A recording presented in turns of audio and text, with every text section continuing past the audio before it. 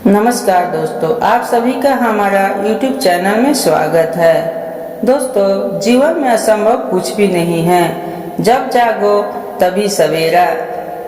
अगर आपको यह लगता है कि मैं अपने जीवन में बहुत से बुरे काम किए हैं और अब इन गलत कामों को सुधारने के लिए कोई भी विकल्प नहीं है, तो आपको गौतम बुद्ध के जीवन की यह कहानी एक बार अवश्य सुननी चाहिए। तो चलिए कहानी को शुरू करते हैं। दोस्तों, एक दिन एक किसान बुद्ध के पास आया और बोला, महाराज, मैं एक साधारण किसान हूँ। बीज बोकर हल चलाकर अनाज उत्पन्न करता हूँ और तब उसे ग्रहण करता हूँ, किंतु इससे मेरे मन को तसल्ली नहीं मिलती। मैं कुछ ऐसा करना चाहता हूँ जिससे मेरे खेत में अमृत के फल उत्पन्न हो। आप मुझे मार्गदर्शन कीजिए जिससे मेरे खेत में अमृत के फल उत्पन्न होने लगे। बात सुनकर बुद्ध मुस्कुरा कर बोले, भले व्यक्ति, तुम्हें अमृत का फल तो अवश्य मिल सकता है, किंतु इसके लिए तुम्हें खेत में बीज ना बोकर अपने मन में बीज बोने होंगे। यह सुनकर किसान हैरानी से बोला, प्रभु, आप क्या कह रहे हैं? भला मन के बीज बोकर भी फल प्राप्त हो सकते हैं? बुद्ध बोले, बिल्कुल हो सकते हैं, और इस बीजों से तुम्हें जो फल प्राप्त होंगे वे वाकई साधारण ना होकर अद्भुत होंगे, जो तुम्हारे जीवन को भी सफल बनाएंगे और तुम्हें नेकी की राह दिखाएंगे। किसान ने कहा, प्रभु, तब तो मुझे अवश्य बताइए कि मैं मन में बीज कैसे बो सकता हूँ। बुद्ध बोले, तुम मन में विश्वास के बीज बो, विवेक का हल चलाओ, ज्ञान के जल से उसे सींचो और उसमें नम्रता का उर्वरक डालो। इससे तुम्हें अमृत का फल प्राप्त होगा। उसे खाकर तुम्हारे सारे दुख दूर हो जाएंगे और तुम्हें असीम शांति का अनुभव होगा। बुद्ध से अमृत के फल की प्राप्ति की बात सुनकर किसान की आंखें खुल गई। वह समझ गया कि अमृत का फल सद्विचारों के द्वारा ही प्राप्त किया जा सकता है। गौतम बुद्ध किसी उपवन में विश्राम कर रहे थे। तभी बच्चों का एक झुंड आया और पेड़ पर पत्थर मारकर आम गिराने लगा। एक पत्थर बुद्ध के सर पर लगा और उससे खून बहने लगा। बुद्ध की आंखों में आंसू आ गए। बच्चों ने देखा तो भयभीत हो गए। उन्हें लगा कि अब बुद्ध उन्हें भला बुरा कहेंगे। बच्चों ने उनके चरण पकड़ लिए और उनसे क्षमा याचना करने लगे। उनमें से एक बच्चे ने कहा, हमसे बड़ी भूल हो गई, मेरी वजह से आपको पत्थर लगा और आपके आंसू आ गए। इस पर बुद्ध ने कहा, बच्चा, मैं इसीलिए दुखी हूँ कि तुमने आम के पेड़ पर पत्थर मारा तो पेड़ ने बदले में तुम्हें मीठे फल दिए, लेकिन मुझे मारने पर मैं तुम्हें सिर्फ भय दे सका। एक बार भगवान बुद्ध अपने अनुयायियों के साथ किसी गांव में उपदेश देने जा रहे थे। उस गांव से पूर्व ही मार्ग में उन लोगों को जगह जगह बहुत सारे गड्ढे खुदे हुए मिले। बुद्ध के एक शिष्य ने उन गड्ढों को देखकर जिज्ञासा प्रकट की, आखिर इस तरह के गड्ढे खुदे होने का तात्पर्य क्या है?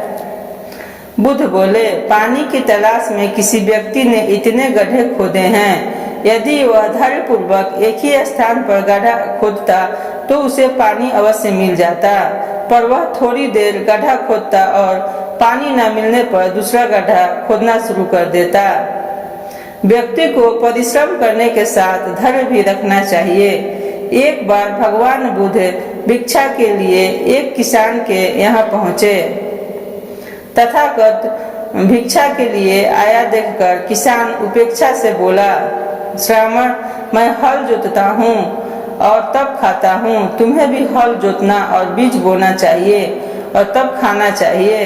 बुद्ध ने कहा, महाराज, मैं भी खेती ही करता हूँ। इस पर किसान को जिज्ञासा हुई। बोले गौतम, मैं ना तुम्हारा हल देखता हूँ, ना बैल और ना खेती के स्थल, तब आप कैसे कहते हैं कि आप भी खेती ही करते हैं?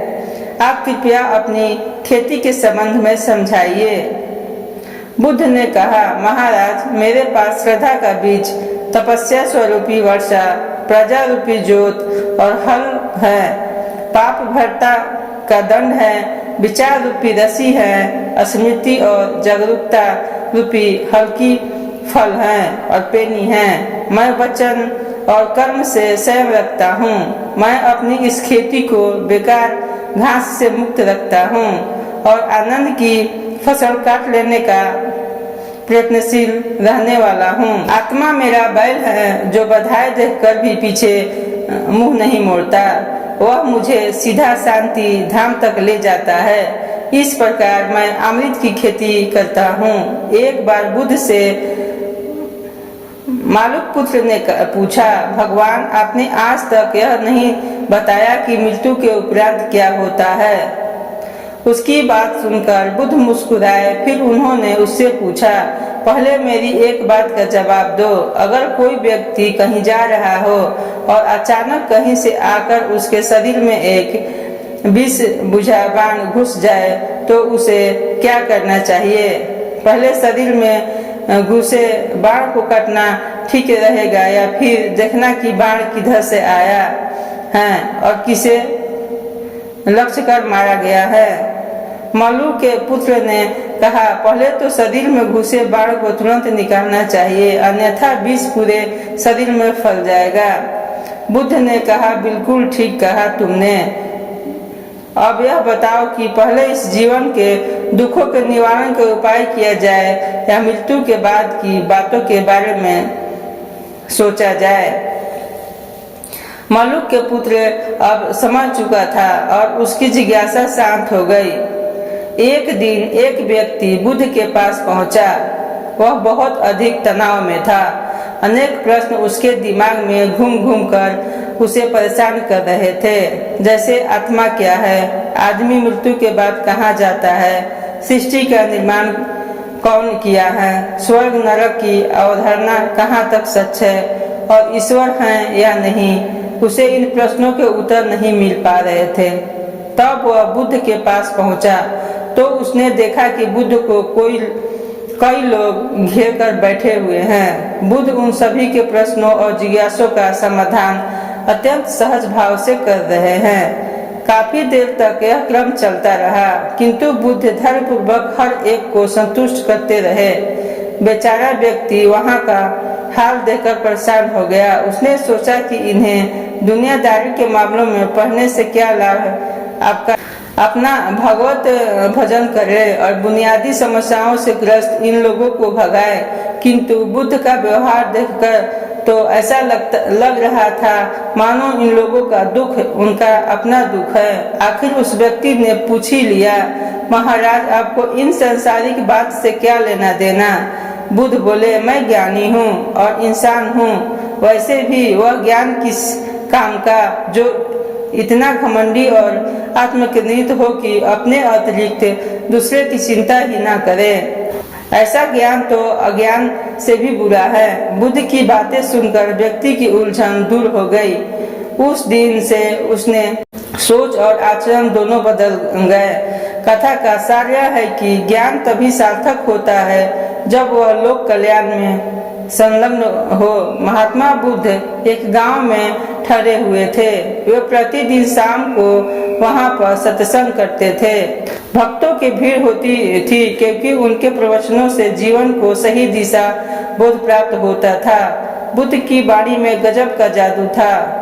उनके शब्द श्रोता के दिल में उतर जाते थे। एक युवक प्रतिदिन बुद्ध का प्रवचन सुनता था। एक दिन जब प्रवचन समाप्त हो गए तो वह बुद्ध के पास गया और बोला, महाराज, मैं काफी दिनों से आपके प्रवचन सुन रहा हूँ, किंतु यहाँ से जाने के बाद मैं अपने गृहस्थ जीवन में वैसा सदाचार नहीं कर पाता जैसा यहाँ से सुनकर जाता हूँ। इससे सत्संग के महत्व पर शंका भी होने लगती है। बताइए मैं क्या करूं?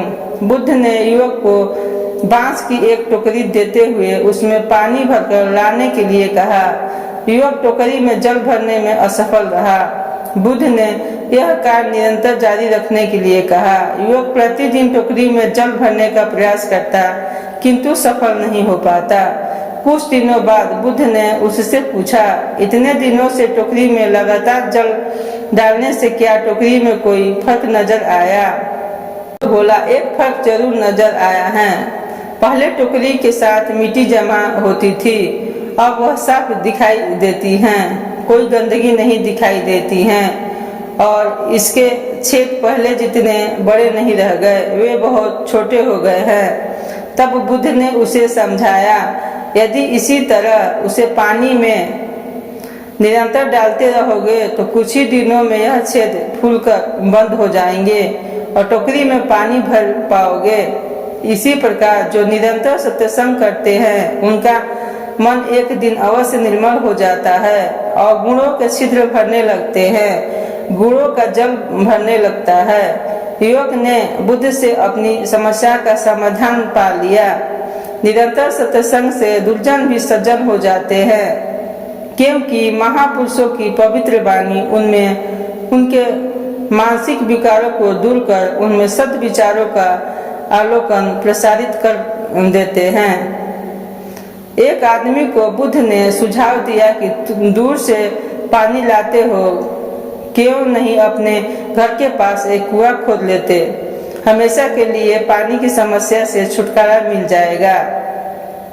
कर उस आदमी ने कुआं खोदना शुरू किया, लेकिन 7-8 फीट खोदने के बाद उसे पानी तो क्या, गीली मिट्टी का भी चिन्ह नहीं मिला। उसने वह जगह छोड़कर दूसरी जगह खुदाई शुरू कर दी, लेकिन 10 फीट खोदने के बाद भी उसमें पानी नहीं निकला। उसने फिर तीसरी जगह कुआं खोदना शुरू किया, लेकिन यहाँ भी उसे निराशा ही हाथ लगा।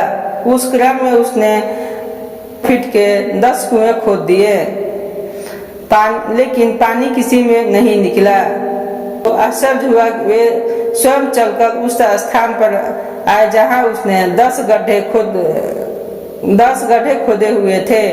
बुद्ध ने उन गड्ढों की गहराई देखी और सारा मजरा समझ गए कि वे बोले, 10 कुएं खोदने के बजाय एक कुएं में ही तुम इतना सारा परिश्रम लगाते तो पानी कब का मिल गया होता। तुम सब गड्ढों को बंद कर दो, केवल एक को गहरा करते जाओ, पानी निकल जाएगा। उसने बुद्ध की बात मानकर ऐसा ही किया। परिणाम स्वरूप कुआं पूर्ण होते ही पानी निकल आया। सबने भगवान बुद्ध की जय जयकार की। धाना सेठ के पास पुष्ट के पालन पोषण जितना धन था, उसका व्यापार चारों तरफ फैला हुआ था, किंतु फिर भी उसका मन अशांत रहता था। कभी धन की सुरक्षा की चिंता तो कभी व्यापारिक प्रतिस्पर्धा में आगे निकलने का तनाव, और तनाव के कारण वह अस्वस्थ रहने लगा। उसके मित्र ने उसकी गिरती दशा देखी तो उसे बुद्ध के पास जाने की सलाह दी। सेठ बुद्ध के पास पहुंचा और अपनी समस्या बताई। बुद्ध ने उसे सांत्वना देते हुए कहा कि तुम घबराओ मत, तुम्हारा कष्ट अवश्य दूर होगा, बस तुम यहाँ कुछ दिन रहकर ध्यान किया करो। बुद्ध के कहे अनुसार सेठ ने रोज ध्यान करना शुरू किया, किंतु सेठ का मन ध्यान में नहीं लगा। वह जैसे ही ध्यान करने बैठता उसका मन फिर अपनी दुनिया में चला जाता। उसने बुद्ध को यह बात बताई, किंतु बुद्ध ने कोई उपाय नहीं बताया। थोड़ी देर बाद जब सेठ बुद्ध के साथ वन में सायंकालीन भ्रमण कर रहा था तो उसके पैर में एक कांटा चुभा। वह दर्द के मारे कराने लगा। बुद्ध ने कहा, बेहतर होगा कि तुम खड़े होकर कांटे निकाल लो, तब इस दर्द से मुक्ति मिल जाएगी। सेठ ने मन कड़ा करके कांटा निकाल लिया, उसे चैन मिल गया। तब बुद्ध ने उसे समझाया, ऐसे ही लोभ, मोह, क्रोध, घमंड और देश के कांटे तुम्हारे मन में गड़े हैं। जब तक अपने मन की संकल्प शक्ति से उन्हें नहीं निकालो, अशांत ही रहोगे। सेठ का अज्ञान बुद्ध के इन शब्दों से दूर हो गया और उसने निर्मल हृदय की राह पकड़ ली। अपनी कुवृत्तियों से मुक्ति के लिए संकल्पबद्ध अनिवार्य है, जब तक व्यक्ति दृढ़ निश्चय नहीं कर लेता। दोस्तों, एक दिन एक युवक ने बुद्ध से आकर कहा, मेरा गांव अशिक्षित है, मैं अपने परिवार से झगड़कर थोड़ा बहुत पढ़ पाया हूँ, आगे और पढ़ना चाहता हूँ, किंतु सभी रोक रहे हैं। घर के लोग सोचते हैं कि खेती में खूब पैसा है और इसके लिए किसी शिक्षा की आवश्यकता नहीं है। यही सोच आप मेरे गांव चलकर वहां शिक्षा का प्रसार करवाइए। बुद्ध युवक की बात मानकर गांव आ गए। धर्म भीरू ग्रामीणों ने बुद्ध का सत्कार किया और रोज उनके प्रवचन सुनने लगे। बुद्ध जब भी शिक्षा का महत्व बताते, ग्रामीण विरोधी मत रखते। एक दिन एक महिला अपने 5 साल के बच्चे के लिए पूछने लगी कि उसे किस उम्र से शिक्षा दिलवाए। तब बुद्ध ने समझाया कि तुम्हें जो 5 वर्ष पूर्व इसकी शिक्षा शुरू कर देनी थी, उसे क्या खाना है, क्या नहीं, कैसे क्या बोलना है आदि बातें शुरू से सिखाओगी, तभी तो वह अपना उचित ख्याल रख सकेगा। बुद्ध की यह बात महिला सहित सभी ग्रामीणों को समझ में आ गई। उन्होंने अपने बच्चों को विद्यालयों में भेजना शुरू किया। यह समय वर्ष का था। युवक ने लोगों को जल संग्रह की तकनीक बताई। अधिकांश ने उपहास किया, किंतु युवक अपना काम करता रहा। बुद्ध का सहयोग प्राप्त था, इसीलिए किसी ने उसका खुलकर विरोध नहीं किया। जब गर्मी में भीषण जल संकट के कारण फसलें सूखने लगी तो युवक ने कुएं खुदवा जिनमें जल संग्रह की तकनीक के कारण खूब पानी निकला। ग्रामीण अब शिक्षा का महत्व समझ चुके थे। धीरे धीरे संपूर्ण गांव शिक्षित हो गया। ज्ञान हर उम्र में अर्जित किया जा सकता है। यही ज्ञान हमें जीवन में आने वाली समस्या के समाधान की राह सुझाता है। दोस्तों, आम्रपाली बौद्ध काल में वैशाली के वृक्ष संघ की इतिहास प्रसिद्ध लिच्छवी राजनीत्य गणा थी। इनका एक नाम अम्बाली या अम्बालिका भी है। आम्रपाली अत्यंत सुंदर थी। वह कहते हैं कि जो भी उसे एक बार देख लेता वह उस पर मुग्ध हो जाता था। अज्ञात शत्रु उसके प्रेमियों में था और उस समय के उपलब्ध साहित्य में अज्ञात शत्रु के पिता बिम्बिसार को भी गुप्त रूप से उसका प्रणय अर्थी बताया गया था। आम्रपाली को लेकर भारतीय इतिहासों में बहुत से काव्य, नाटक और उपन्यास लिखे गए हैं। एक बार की बात है, महात्मा बुद्ध अपने शिष्यों के साथ घूमते हुए वैशाली नगर में पहुंचे। वैशाली को उस समय 16 महाजनों में एक महत्वपूर्ण जनपद माना जाता था, जिनकी ख्याति दूर दूर तक फैली हुई थी। यह नगर परम वैभवशाली और हर तरह से संपन्न थी।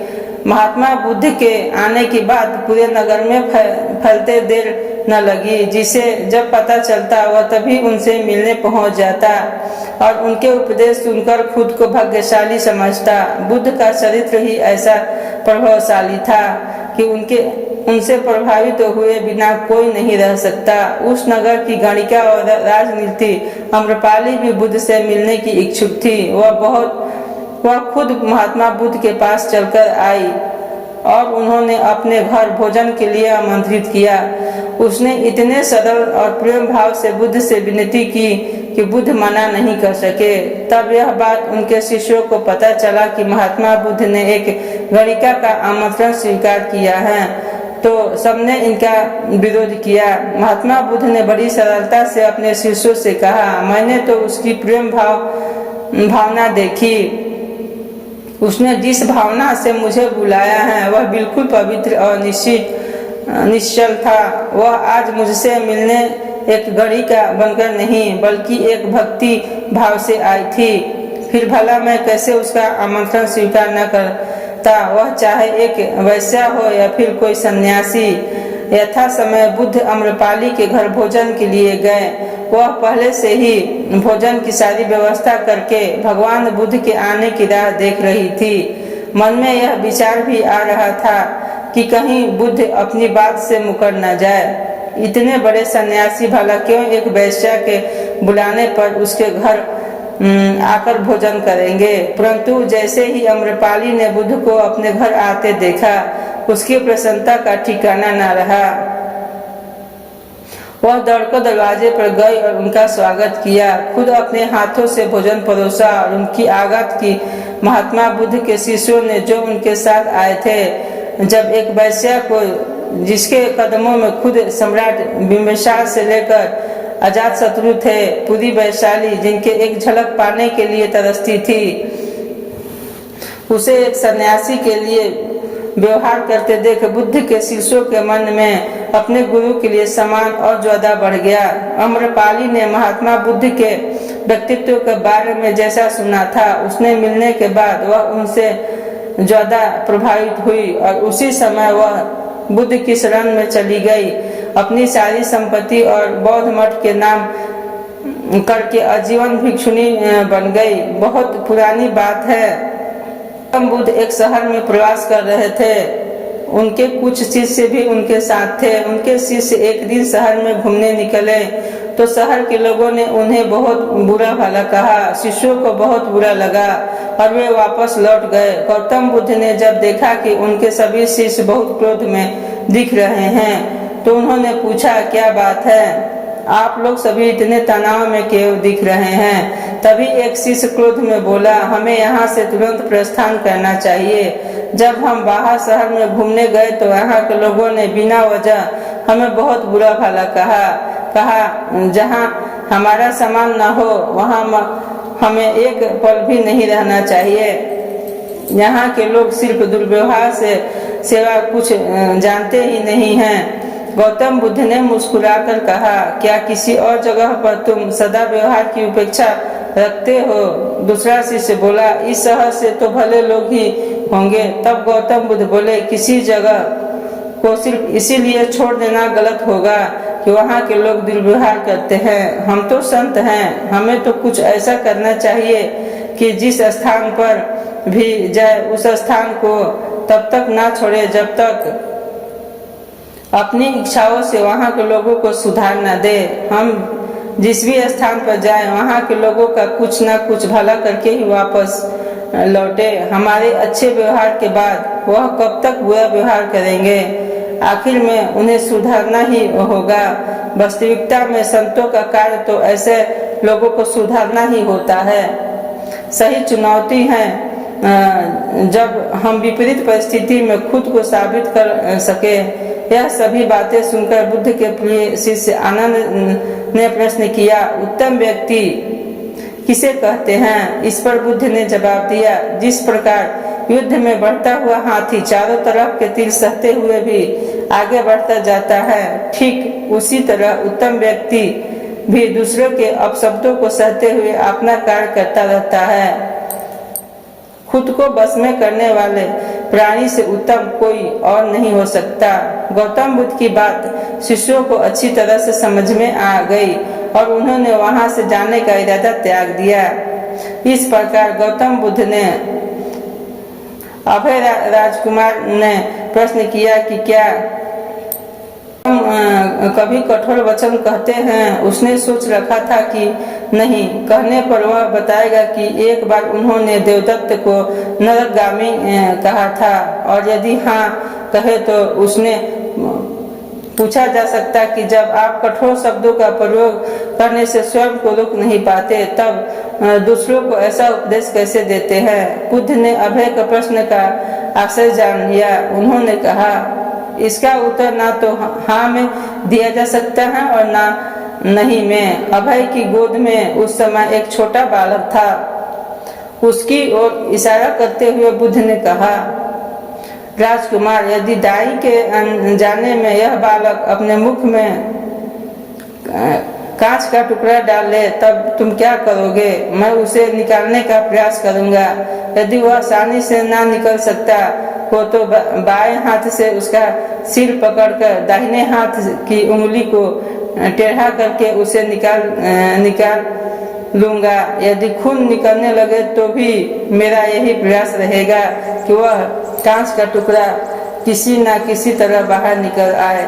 ऐसा क्यों? इसलिए कि बातें इसके प्रति मेरे मन में अनुकंपा हैं। राजकुमार ठीक इसी तरह तथागत जिस वचन के बारे में जानते हैं कि यह मिथ्या या अनर्थकारी है और उससे दूसरों के हृदय में ठेस पहुंचती हैं, तब उसका वे कभी उच्चारण नहीं करते। पर इसी तरह जो वचन उन्हें सत्य और हितकारी प्रतीत होते हैं तथा दूसरों को प्रिय लगते हैं, उनका वे सदैव उच्चारण करते हैं। इसका कारण यही है कि तथागत के मन में सभी प्राणियों के प्रति अनुकंपा है। तो दोस्तों, आप लोगों की यह कथा कैसी लगी कमेंट करके जरूर बताएं। यदि आप लोगों की यह वीडियो अच्छी लगी हो तो वीडियो को लाइक कर अपने दोस्तों के साथ शेयर करें। तो दोस्तों, इस कहानी से ही शिक्षा मिलती है कि जीवन में कभी भी देर नहीं हुआ है। विद्या सीखने के लिए कभी देर नहीं होता है, न अपने को आप को सुधारने के लिए। तो चलिए फिर मिलते हैं अगले वीडियो में। तब तक आप अपना ध्यान रखें, स्वस्थ रहे, सुरक्षित रहे, मस्त रहे। धन्यवाद।